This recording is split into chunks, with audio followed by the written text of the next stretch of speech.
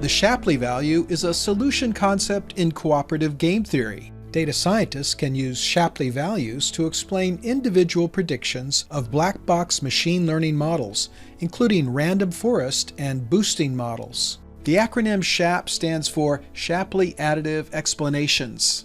Here we have a random forest machine learning model that we have already trained and connected to Knowledge Studio's explainable AI node. This will allow us to see the various explainable AI features in the software, including SHAP.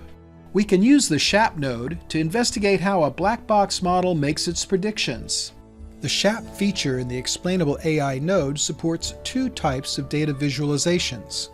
Let's look at the global SHAP visualization first. The global SHAP visualization displays the average contribution of each column in the entire dataset. Here we see the Shapley values for all the columns in the training set in a ranking chart.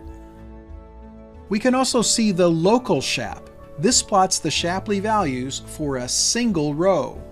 For example, let's look at the output of the decision tree we have built on our training set. This will help us identify the row for which we want to plot Shapley values. The goal here is to filter our data and select a single row. In this node, we can see that there are 154 rows. Let's filter on the education column and look only for rows that contain doctorate. Now we see 3 rows of data. We select one of these rows and click Apply.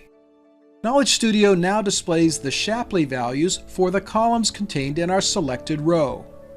The columns that contribute positively to the prediction are shown in green. The columns that contribute negatively to the prediction are shown in red.